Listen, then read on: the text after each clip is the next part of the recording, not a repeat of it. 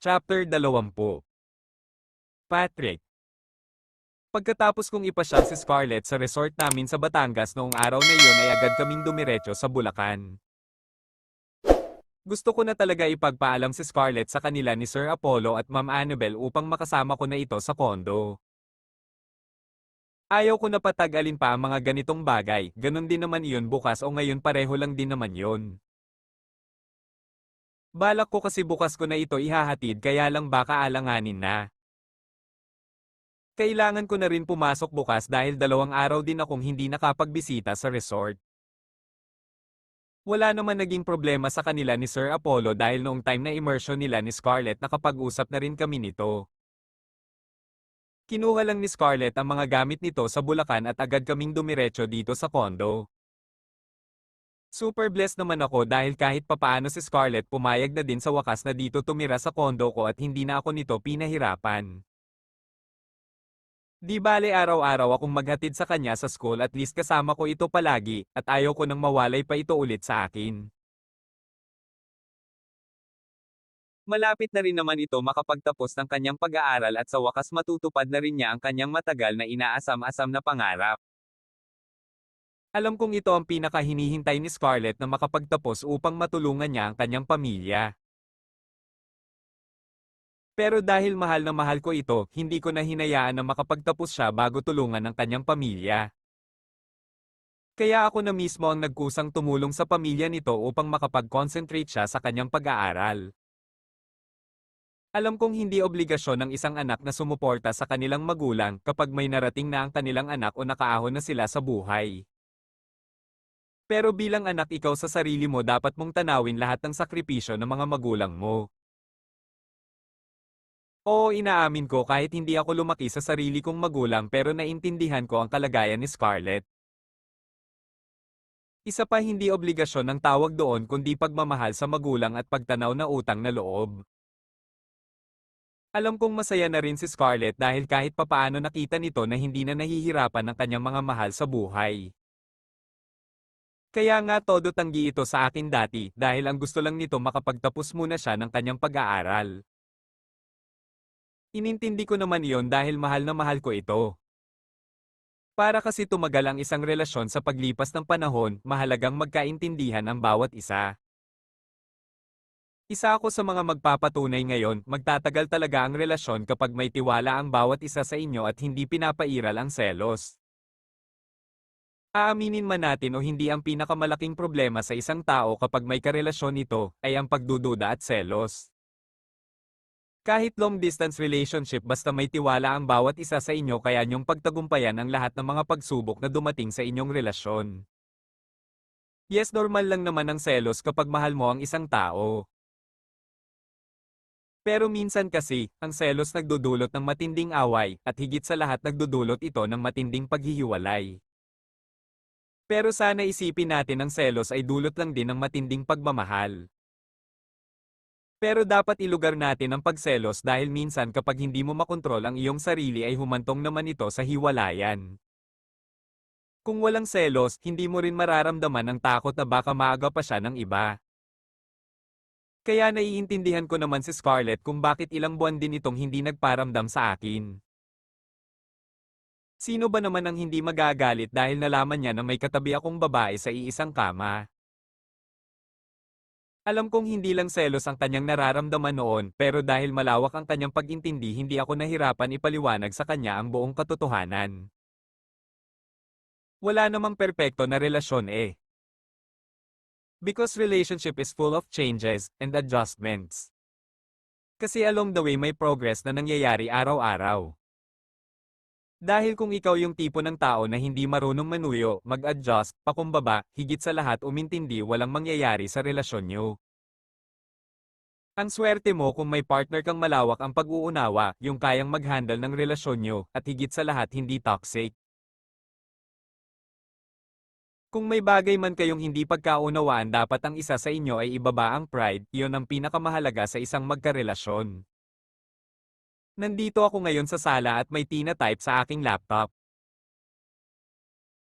2 araw na din akong hindi nakabisita sa resort pero may nag-a-update naman sa akin kung ano na ang nangyari doon. Gustong-gusto ko lang kasi masolo si Scarlett kaya nag-leave muna ako ng 2 araw. May tao naman akong pinagkatiwalaan doon, kaya walang problema. Patrick, what are you doing? Gusto mo ba lutuan kita ng merienda? Malambing na wika nito sa akin. Nginitian ko naman ito at agad na pinaupo sa aking kondongan. Ano ba ang gusto mong kainin, sweetie? Ipag-order na kita ng food ngayon.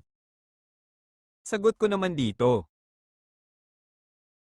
Hinalikan naman ako nito sa pisngi habang nagpapakyut. Ito ang hindi ko maiwasan, sa tuwing ginagawa ito ni Scarlett sa akin mas lalo akong nanggigigil dito. Parang gusto ko na naman itong angkinin pero hindi maaari dahil ilang beses din kaming nagdiniig nito kagabi. No. Ako na ang magluluto, simula ngayon hindi na tayo mag-order ng food sa labas. Wika nito.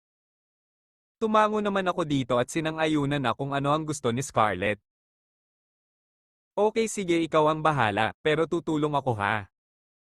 Gusto ko rin makita kung ano ang lulutuin mo ngayon. Sagot ko naman dito. Masaya naman itong hinela ang kamay ko habang papuntang kusina. Napapangiti naman ako na hindi ko maaari may kung anong kaligayahan ang aking nadarama ngayon. Sweetie, ano ba ang gusto mong lutuin? Tanong ko ulit dito. Nagtataka pa ako nang bigla itong napatingin sa akin habang napakagatlabi. Gusto ko sanang magluto ng cupcake ang kaso. Hindi ko na pinatapos ang kanyang sinabi. Ang kaso, wala tayong stock. No need to worry, sweetie, aalis tayo ngayon at mamili. Magbihis ka muna ng damit. Wika ko kay Scarlett. Tinaasa naman ako ng kilay nito. Okay na itong suot ko, Pat. At isa pa, saglit lang naman tayo eh. Sagot nito sa akin. Seryoso ko naman itong tinitigan sa mukha.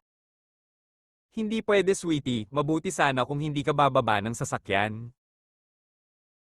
Ayaw ko lumabas ka na ganyan ang suot mo, masyadong maiksi ang short, isa pa, sweetie, wala ka pang bra.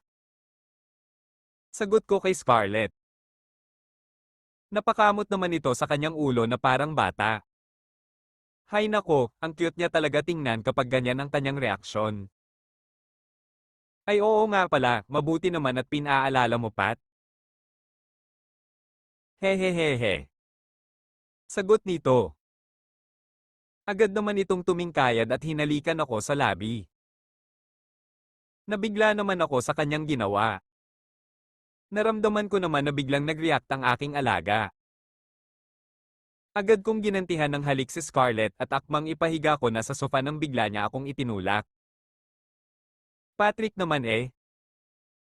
Hinalikan lang kita, nagwawala ka na dyan. Hay nako, masyado ka talagang bog. Wika nito habang nakangiti. Parang biglang nanghina naman ako sa ginawa ni Scarlett. Naramdaman ko kasi na sumasakit ang puson ko. Sweetie naman, pagbigyan mo na ako. Ikaw kasi inumpisahan mo ako kaya tuloy nag-react ang aking alaga. Sagot ko dito. Bigla naman napakunot ang noo nito dahil sa sinabi ko. Hay naku, Patrick, ipaligo mo na lang yan doon, mawawala din yan. Tanging sagot lang ni Scarlett habang nakangiti ito. Napapailing na lang ako dito. Kinuha ko na lang ang susi na nakapatong sa center table at lumabas na kami ng kondo. Wala na talaga akong magagawa pa at napakamot na lang sa aking ulo dahil hindi ako napagbigyan ni Scarlett ngayon. Ngingiti-ngiti naman ito habang nagpatiunan na sa paglalakad. Agad ko naman itong inakbayan habang papasok kami ng elevator. Naisahan mo ako ngayon, sweetie ah. Hindi ka man lang naawa sa akin, ang sakit ng puson ko kanina. Wika ko dito. Humarap naman ito sa akin at tinapagtapik ang mukha ko. Paglalambing ko lang sa iyo yon, masyado ka namang seryoso. Sinabi ko lang sa iyo na magmeryenda tayo, pero iba ang gusto mong meryenda. Sagot ni Scarlett. Nginitian ko na lang ito. Alam mo naman ako, sweetie, kapag dumidikit ka sa akin hindi ko mapigilan na mag-react ang katawan ko. Wika ko dito. Pasimple naman ako nitong kinurot sa aking tagiliran, napahagipit naman ako dahil sa ginawa nito. Pagdating namin sa sasakyan agad ko itong pinagbuksan ng pintuan at inalalayan papasok sa loob. Kung ano ang ipinakita ko kay Scarlett noong una ko siyang nakilala, hanggang ngayon hinding-hindi magbabago iyon. Mamahalin ko ito at alagaan higit pa sa buhay ko. Pagdating namin sa supermarket, agad kaming namili kung ano ang gusto nito. Malamang mahilig ito sa pagluluto dahil HRM ang kanyang kinuha. Lahat ng pwedeng lutuin kinuha ko na, para kapag kailangan niya hindi na ito maghahanap pa. Ang sabi pa naman nito hindi na daw pwedeng mag-order ng lutong pagkain. Gusto niya siguro na siya na lang ang magluto at excited ako doon dahil matitikman ko na ang luto ng babaeng pinakamamahal ko. Pagkatapos namin mamili dumaan muna kami sa mga appliances dahil gusto kong bumili ng freezer upang hindi masisira ang pinamili naming meat at mga seafoods. Baka balak mo na magpatayo ng tindahan, Patrick? Sa dinami-dami ba naman ang binili mo, saan mo ilalagay yon? Wika ni Scarlett sa akin. Nginitian ko naman ito at ini-start na ang kotse. Walang problema yan, dumaan tayo ngayon sa appliances, sweetie, at bumili ng freezer. Sagot ko dito. Iiling-iling naman si Scarlett. Hay nako, kung makapamili ka kasi parang ang layo ng binibilhan mo. Akala mo nasa kabilang bundok. At isa pa, para namang may gaganapin na okasyon, tayong dalawa lang naman sa kondo. Sagot niyo. Hindi ko na pinansin ang kanyang sinasabi, alam kong hindi na naman ito pabor sa aking ginagawa. Dati pa naman ganyan na siya, ayaw niya na gumastos ako ng gumastos. Kaya nga palihim kong binibigyan ng mga kapatid nito at si Tita Carmen ng pera kasi magagalit na naman ito sa akin. Pero nalalaman pa rin niya dahil sinabi pala nila ni Pinsan Paulo at Tita Carmen na nagbibigay ako sa kanila. Pagkadating namin sa store ng mga appliances, pinapapili ko na si Scarlett. Sweetie, tingnan mo ang freezer na iyan, kung magkasya lahat ng pinamili natin na frozen food dyan. Wika ko dito. Agad naman itong tinignan ni Scarlett at sinilip ang loob. Pat, pwede na siguro ito. Grabe naman, nakakagulat ang presyo. Maghanap na lang kaya tayo sa iba, ang mahal naman ng mga paninda nila dito. Wika nito sa akin. Ngumiti naman ako at hinalikan ng noo nito. Napansin ko naman ang ibang mga sales lady na pinagtinginan kami at ang iba naman parang kinikilig. Pagkatapos namin bumili ng freezer ay dumiretso na kami ng kondo. Binigyan ko na rin ng malaking tip ang nag-deliver ng freezer dahil tinulungan naman kami sa aming mga pinamili upang ipasok sa loob. Kagad na inasikaso ni Scarlett ang mga meat at ang mga seafoods upang ilagay na ito sa freezer. Tinulungan ko na din ito para mabilis na rin matapos. Sweetie, okay ka lang ba? Nakakapagod pala kapag mang-grocery, lalo na kapag mahaba ang pila. Agad na wika ko kay Scarlett. Nginitian naman ako nito. Kailangan mahaba ang pasensya mo kapag namimili ka, lalo na kapag siksikan.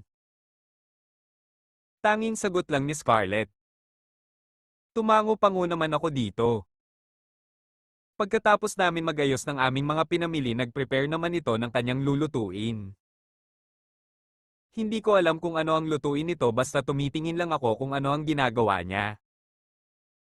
Hindi naman nagtagal, nakapagluto na rin kami ng merienda at masaya kaming kumakain habang nandito sa labas ng terrace ng kondo. Do you remember nung una tayo nagkita, Scarlett? Hindi ko talaga ini-expect na magkikita tayo ulit dito at nagsasama na ngayon. Kung dati sa may daanan lang tayo nag-meet or di kaya sa bahay nyo, pero ngayon nasa iisang bahay na tayo. Seryoso kong wika dito. Napahinto naman ito ng pagnguya dahil sa sinabi ko. Oo nga Patrick eh. Siguro kung hindi tayo nagsasama ngayon at nakahanap ka ng iba, yun na lang ang tanging alaala na hinding-hindi ko makakalimutan. Sagot nito. Ngumiti naman ako at agad itong niyakap. Basta ang masasabi ko lang sweetie, sobrang saya ko dahil makasama na tayo. Mabuti na lang at may tiwala tayo sa isa't isa, yun nga lang munti ka na rin masira ang relasyon natin dahil lang sa iisang bagay na walang kakwenta-kwenta. Seryoso kong tugon dito. Nginitian naman ako nito at seryosong nakatitig sa aking mga mata. Oo, dyan na tayo. Magkalayo nga tayo sa isa't isa dati, ibig sabihin may chance na ma-develop tayo sa iba. Pero nasa atin na din yun kung kayang pigilan ang sarili na hindi tayo madala sa tukso, at isa pa may konsensya ang bawat isa sa atin hinding-hindi mangyayari iyon na magkahiwalay tayo. Seryosong sagot naman ni Scarlett sa akin, habang ako naman ay napanganga sa kanyang sinabi dahil napakalalim naman noon. Nasa ganoon kaming pag-uusap nang may narinig kaming nag-doorbell. Sabay naman kaming nagkatinginan ni Scarlett kung sino yon. May ini-expect ka bang bisita, Pat? Wika nito sa akin. Iiling-iling naman ako. Saglit lang pupuntahan ko lang kung sino yon. Sagot ko na lang dito at agad nang umalis pumuntang pintuan. Pagkabukas ko ng pinto ay iniluwa nito si Jonathan. Gulat naman akong napatingin dito dahil hindi man lang ito nag-text sa akin na pupunta pala dito sa kondo. Pare, anong masamang hangin ang nagdala sa'yo dito, bakit ka napasugod? Hindi ka man lang nag-text or tumawag? Wika ko dito. Nginitian lang naman ako nito at walang sabi-sabing pumasok ito sa loob. Sanay na talaga ako sa kakapalan ng mukha nito, hindi ko pa nga sinabihan na pumasok at dire-diretso naman itong pumasok sa loob. Napapailing na lang ako dito. Pare, parang may nagbago sa bahay mo ah? Noong huli kong punta dito parang hindi naman ganito kalinis. Panunod yun nitong wika habang nakangiti. Ewan ko sa'yo. Baka gusto mong magmeryenda terrace sa labas ng terrace. Sagot ko na lang dito at agad na kaming lumabas. Gulat naman akong napatingin dito nang bigla itong huminto at parang may gustong itanong. Hindi ko na ito pinansin at dire-diretso na kaming dalawa na papunta ng lamesa. Agad naman tumayo si Scarlett at ngumiti sa aming dalawa ni Jonathan. Wow pare! Himala yata, nagdala ka ng babae dito sa kondo mo. Kaya pala ha, 2 araw kang hindi pumasok sa resort dahil may chicks ka pala dito. Madaldal nitong wika sa akin habang may kapalyuhang ngiti sa labi. Hindi naman umiimik si Scarlett at ngingiti-ngiti lang ito. Hindi ko naman malaman kung matatawa ba ako or maiinis sa sinabi ni Jonathan. Wala naman kasing preno itong magsalita. Iba talaga kapag gentleman, may binabahay na. At ang swerte mong loko ka, napakaganda ng chicks mo at mukhang mabait pa. Saan ka ba nakahanap nito pare, baka pwede. Hindi na tinapos ang sinabi nito dahil pinanlakihan ko na ito ng mata.